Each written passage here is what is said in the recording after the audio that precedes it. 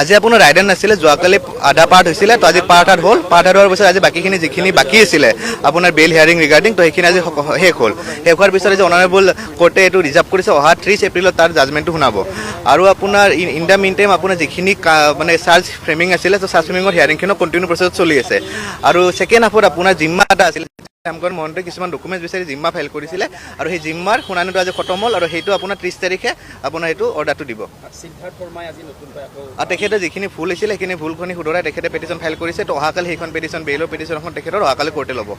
মানে কালি দিনটোত অকল সিদ্ধাৰ্থ শৰ্মাৰ নাই এইটো কণ্টিনিউ প্ৰচেছত আপোনাৰ বেল হিয়াৰিংটো যেতিয়ালৈ চলিব আৰু লগতে আপোনাৰ চাৰ্জ ফ্ৰেমিংটো যিহেতু চলি আছে কণ্টিনিউছ প্ৰচেছত তো চাৰ্জ ফ্ৰেমিংটো কণ্টিনিউছ প্ৰচেছত চলিব আজি আপোনাৰ ৰাইডাৰ নাছিলে যোৱাকালি আধা পাৰ্ট হৈছিলে তো আজি পাৰ্ট হ'ল পাৰ্ট হোৱাৰ পিছত আজি বাকীখিনি যিখিনি বাকী আছিলে আপোনাৰ বেল হিয়াৰিং ৰিগাৰ্ডিং তো সেইখিনি আজি শেষ হ'ল শেষ হোৱাৰ পিছত যে অনাৰেবল কোৰ্টে এইটো ৰিজাৰ্ভ কৰিছে অহা 30 এপ্ৰিলত তাৰ জাজমেণ্টটো শুনাব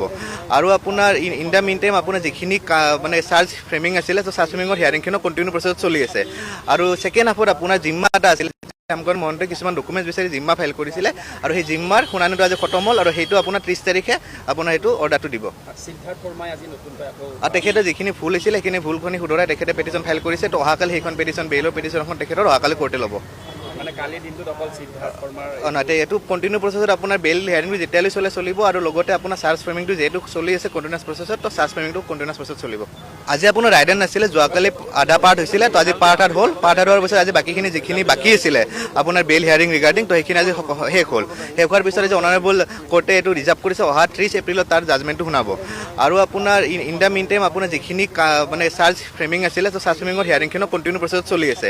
আৰু ছেকেণ্ড হাফত আপোনাৰ জিম্মা এটা আছিলে আমগৰ মহন্তে কিছুমান ডকুমেণ্টছ বিচাৰি জিম্মা ফাইল কৰিছিলে আৰু সেই জিম্মাৰ শুনানিটো আজি খতম হ'ল আৰু সেইটো আপোনাৰ 30 তাৰিখে আপোনাৰ এইটো অৰ্ডাৰটো দিব সিদ্ধাৰ্থ শৰ্মাই আজি নতুনকৈ আৰু তেখেতে যিখিনি ভুল হৈছিলে সেইখিনি ভুলখিনি শুধৰাই তেখেতে পেটিশ্যন ফাইল কৰিছে তো অহাকালি সেইখন পেটিশ্যন বেইলৰ পেটিশ্যনখন তেখেতৰ অহাকালি কোৰ্টে ল'ব